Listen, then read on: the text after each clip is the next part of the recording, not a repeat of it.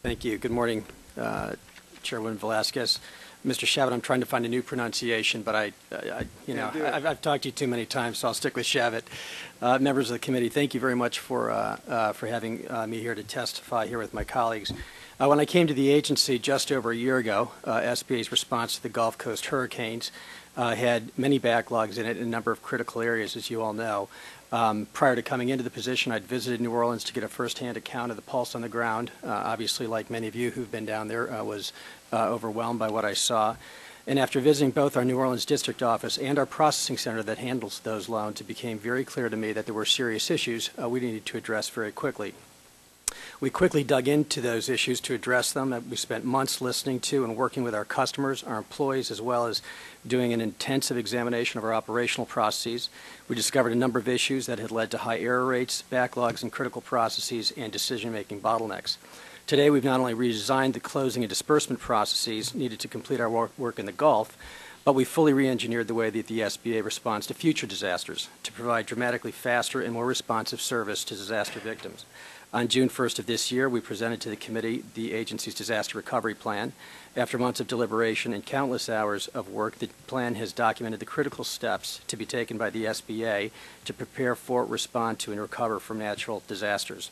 Just as we've learned many lessons and made significant contributions on the disaster lending side of our response to the 2005 Gulf Coast hurricanes, we've also done a lot of work in assessing our role in the contracting process during the rescue, relief, and reconstruction of the region, and we've made important progress on that front as well.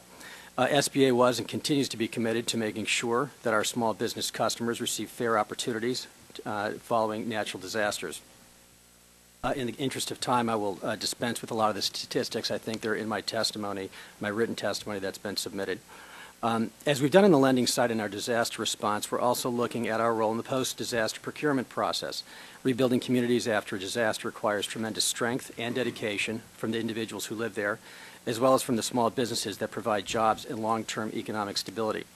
SBA has acquired the responsibility for the Hurricane Contracting Information Center from the Department of Commerce. We've identified an intake point for the information on disaster contracts. We're coordinating staffing and communication between government contracting and our disaster call center and are renaming it the Disaster Contracting Assistance Center. Additionally, SBA has begun an initiative to refocus the workload of our PCRs throughout our field network to work more intensively and specifically with contracting officers and specialists at the purchasing agencies to identify opportunities for small businesses. Our district offices will be working more intensively with the small businesses themselves to identify the contracts for which they may be eligible to apply, as well as finding more small businesses interested in pursuing new contracting opportunities as they arise. I'm accelerating 2008 hiring decisions for PCRs as well. In this month, we will actually have 1,200 people from the SBA across the country coming in to train them on many of the new practices I'm talking about, and many of which specifically are business development people. Even since our hearing in April, SBA has participated in and helped lead multiple events designed to expand small business opportunities in the Gulf, each touching hundreds of small businesses. I personally keynoted the Post-Katrina Development Summit, which included 268 small businesses and many federal as well as state-level purchasing agencies. I also want to point out that just last week, we announced changes to the surety bond program that will help enable small businesses to bid on public construction projects. The pricing structure for the surety bond guarantee is now more flexible, which we expect will make the product more affordable for small business.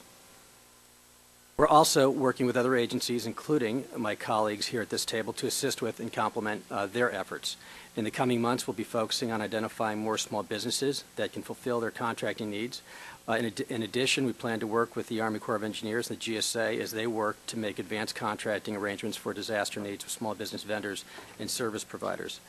So thank you for allowing me to testify here today. I also want to thank my colleagues here at the table for the work we're doing with each one of them. I know they've done a good job of elaborating on that, but I want to thank them specifically. And I look forward to working with this committee and my counterparts in the other federal agencies to continue this important work of improving the federal government's disaster response and enabling small businesses to participate more fully in disaster recovery and rebuilding efforts. Thank you.